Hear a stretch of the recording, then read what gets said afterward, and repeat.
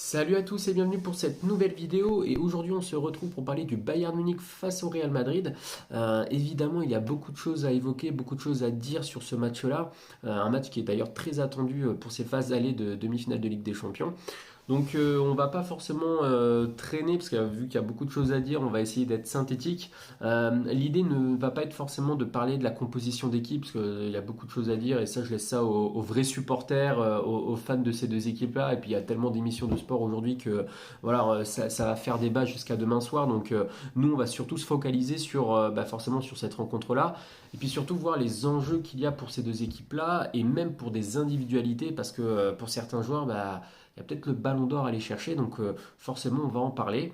Et puis pour ça, j'ai envie de revenir déjà sur le match entre Manchester City et le Real Madrid, parce que forcément il y a eu des choses tactiques, il y a eu des individualités qui ont fait parler, et donc c'est par ça que j'ai envie de commencer. Forcément, on peut être déçu de cette équipe parce que quand on entend le Real Madrid, on attend à beaucoup plus. On attend voilà, plus de jeu, plus d'envie, en tout cas plus d'envie offensive.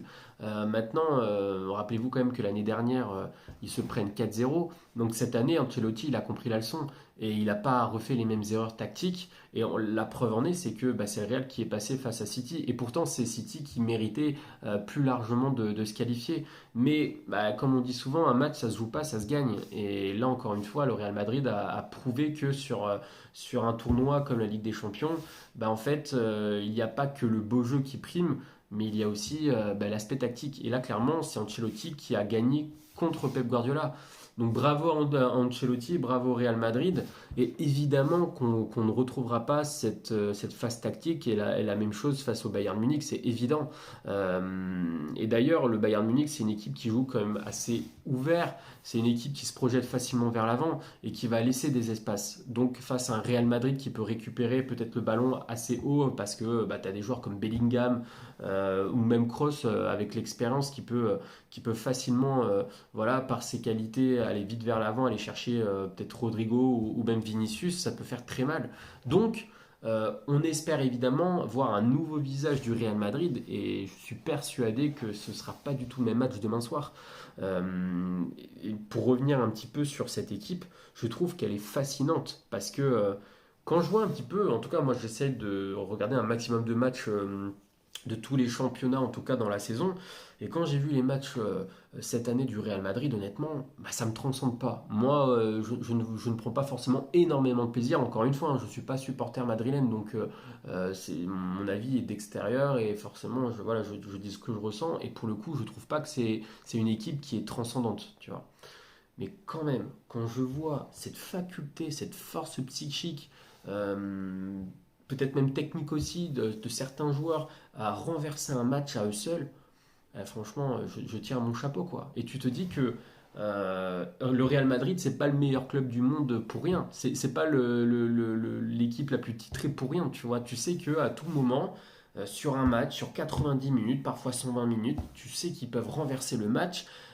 Et tu sens que psychologiquement, et c'est ça qui me fait rire en fait, c'est que même si elle est malmenée, t'as l'impression que rien les attend, quoi. T'as l'impression que, ouais, vas-y, tu peux me faire trimballer de droite à gauche, tu peux me faire courir pendant 120 minutes, avoir 15 000 occasions, j'en ai rien à faire. Moi, je sais que pendant 5, 10, 15 minutes sur 90 minutes, ça va être mon tour. Et là, là, je vais mettre la machine en route et tu vas rien voir. En fait, tu vas rien pouvoir faire et je vais te rouler dessus. Et en fait, c'est vraiment ça qui est vraiment bluffant avec cette équipe, c'est que tu as des matchs même contre des petites équipes où tu as l'impression qu'ils galèrent à trouver l'espace, tu as l'impression qu'ils galèrent à marquer, à trouver la bonne action pour aller marquer, et puis tu as un joueur, tu as une phase offensive qui va faire que tu vas renverser le match. Et en fait, quand tu as des joueurs comme Vinicius, comme Rodrigo, comme Bellingham, qui sont pour moi une peur permanente sur un match, parce que tu sais que techniquement ils sont bien supérieurs à la moyenne, tu sais qu'ils peuvent renverser le match. Donc il faut avoir une concentration et avoir une attente particulière sur ce genre de joueur. Donc tu peux pas te relâcher finalement. Et le Real Madrid, tu sais que collectivement, tu es quand même bien supérieur aux autres équipes. Tu sais, quand je dis collectivement, c'est pas forcément dans la façon de jouer, c'est aussi comment tu défends, comment tu attaques. Tu sens que c'est une équipe qui est en bloc et que dans tous les cas, il peut se passer une, deux, trois vagues. tu sais que dans tous les cas, elle va rebondir. Et tu sais qu'elle va repartir, elle va reproposer du jeu. Et ça, pour ça, je trouve que Madrid, c'est vraiment une équipe qui est en pôle pour gagner cette Ligue des Champions cette année. Quand tu vois les équipes restantes, bon, bah, tu as le Bayern Munich qui a quand même une expérience sur la phase européenne, mais côté parisien et côté allemand, de Dortmund, franchement, je ne les vois absolument pas, enfin en tout cas, gagner la Ligue des Champions. Parce que sur le plan mental, et on va même pas parler plan tactique, tu sens qu'encore une fois, ils ont peur de rien, quoi. Et c'est peut-être par l'expérience, peut-être le fait qu'ils ont 14 Ligues des Champions que, bon, bah, au final, on n'a pas peur de grand-chose parce que on a déjà prouvé, en fait. Et que du coup, ils jouent un petit peu plus décomplexés. Mais tu as quand même des joueurs comme Bellingham qui ont quand même un ballon d'or à potentiellement aller chercher cette année. T'as plus Messi dans la cour, t'as plus Ronaldo, Lewandowski c'est pareil. Euh, Au final, t'as qui aujourd'hui? T'as Kylian Mbappé, mais en vérité, on le sait très bien, c'est que si t'as Paris-Real Madrid en finale, ça va jouer forcément sur l'équipe qui va gagner cette Ligue des Champions et évidemment sur l'Euro qui va suivre. Donc honnêtement, Bellingham, il le sait dans un coin de sa tête, il le sait qu'il a un ballon d'or à aller chercher, qu'il est en pôle pour aller la remporter, enfin le remporter plutôt. Maintenant, attention, parce que Kylian Mbappé, forcément, il le dit haut et fort, il le sait qu'il a ce ballon d'or aussi à aller chercher. Mais bon, après, il faut faire attention aussi au Bayern Munich parce que justement, le Bayern Munich reçoit chez eux. Donc déjà, c'est un gros avantage le fait de recevoir au match aller, bah, tu as les supporters derrière toi. Tu peux faire douter cette équipe du Real Madrid, en tout cas sur le match aller. Donc je pense qu'ils vont se donner à fond. Encore une fois, on sait très bien que le Real Madrid est favori. Et justement, le fait de se placer en outsider, bah, peut-être que ça leur permet de se libérer un petit peu psychologiquement. Et on le sait très bien que, au vu de leur saison, le Bayern Munich, entre l'élimination en Coupe d'Allemagne, entre le fait de perdre sa place après 12 années consécutives de premier en championnat, là tu te retrouves un petit peu à poil finalement sans rien du tout et finalement tout le monde te dit que tu vas être éliminé en quart de finale de Ligue des Champions. Donc à un moment donné, c'est presque une surprise, d'être presque une anomalie finalement d'arriver en demi-finale. Moi j'étais, comme je le disais, j'étais un des seuls finalement à penser que le Bayern Munich allait s'en sortir et allait se qualifier en demi-finale. C'est ce qui se passe. Donc ils peuvent créer encore une fois la surprise. Ça reste en tout cas une grosse écurie sur la scène européenne avec une forte expérience. Alors évidemment on parle quand même du Real Madrid en face, hein, c'est pas n'importe qui. Donc quand tu vois ça, tu as du mal quand même à croire à la qualification du Bayern Munich. Maintenant, encore une fois, je le répète, sur un match aller, tout peut se passer, tout peut se jouer. Et je n'enfonce absolument pas le Bayern Munich, bien au contraire.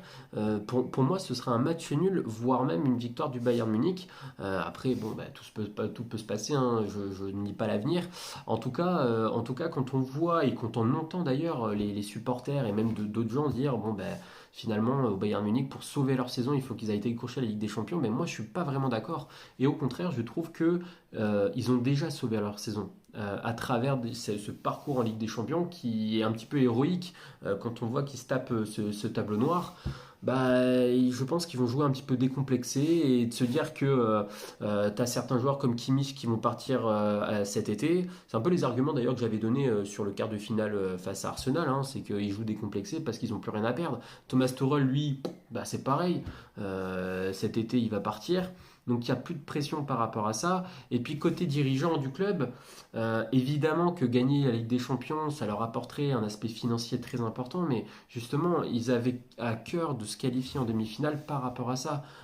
Quand on connaît le club, comment fonctionne le club, on sait très bien que c'est un club qui joue énormément sur son centre de formation, qui recrute des joueurs qui sont placés sur le marché à des valeurs, ou en tout cas des codes pas très importantes, parce que justement, eux, ils font très attention à leur argent.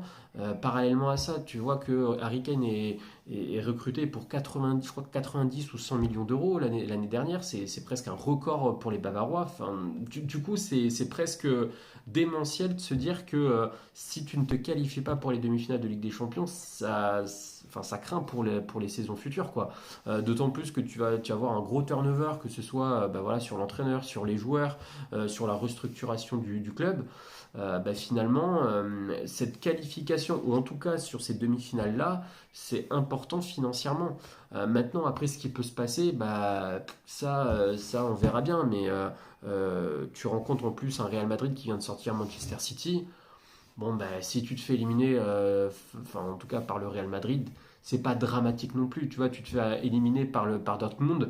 Là, ça peut faire jaser. Maintenant, par le Real Madrid, tout le monde voit le Real Madrid emporter la Ligue des Champions. En tout cas, pas forcément côté français, parce que côté français, on voit Paris Saint-Germain, mais quand on est un petit peu objectif, on sait très bien que le Real Madrid est top 1, en tout cas en pole pour remporter cette Ligue des Champions. Maintenant, encore une fois, tout peut se passer, ça reste du football, ça reste du sport, donc on ne peut pas prédire ce qui va arriver. Euh, Côté individualité, Coman, lui, il est blessé. Et honnêtement, Coman, dans cette équipe, c'est une pièce maîtresse. Donc sans lui, c'est aussi très compliqué. D'autant plus que là, encore une fois, le niveau footballistique et mental, ça va augmenter donc contre le Real Madrid. Et malheureusement pour les Bavarois, je pense que ça va être très compliqué. Ça reste pas infaisable. Je pense que vraiment ils peuvent aller tirer leur épingle du jeu, mais voilà, sur l'ensemble des deux rencontres, je pense quand même que le Real Madrid va faire la différence. Dans tous les cas, pour moi, le club, en tout cas l'équipe qui gagnera cette demi-finale, en tout cas se qualifiera, gagnera la Ligue des Champions.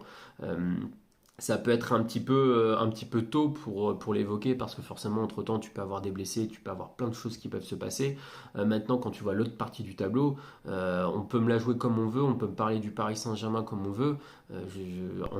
Très objectivement, ils sont pas du tout sur la même longueur d'onde que le Real Madrid ou que le Bayern Munich. Je trouve sincèrement que c'est encore une étape supplémentaire et ça, ce sera trop difficile que ce soit athlétiquement, que ce soit psychologiquement. Je trouve que le Paris Saint-Germain a encore beaucoup de failles, mais ça évidemment, côté médias français, on ne veut pas le dire. Et d'ailleurs, quand tu les écoutes, tu as l'impression que Paris a déjà gagné la Ligue des Champions. Il ne faut pas confondre les rêves et la réalité, donc il faut être prudent par rapport à ça. C'est pour ça d'ailleurs, c'est un peu l'idée de la chaîne. Maintenant, tout est possible, comme je l'ai dit. Et puis, je vais pas, enfin, en tout cas, je vais m'en arrêter là. Je vais pas forcément continuer à parler de Dortmund et du Paris Saint-Germain. Je ferai une vidéo spéciale sur leur match donc pour mercredi soir. Donc, n'hésitez pas à vous abonner en tout cas si vous souhaitez être au courant des dernières nouvelles. En tout cas, n'hésitez pas également à commenter et à partager. Et puis sur ce, je vous souhaite de bons matchs et à bientôt. Allez, ciao!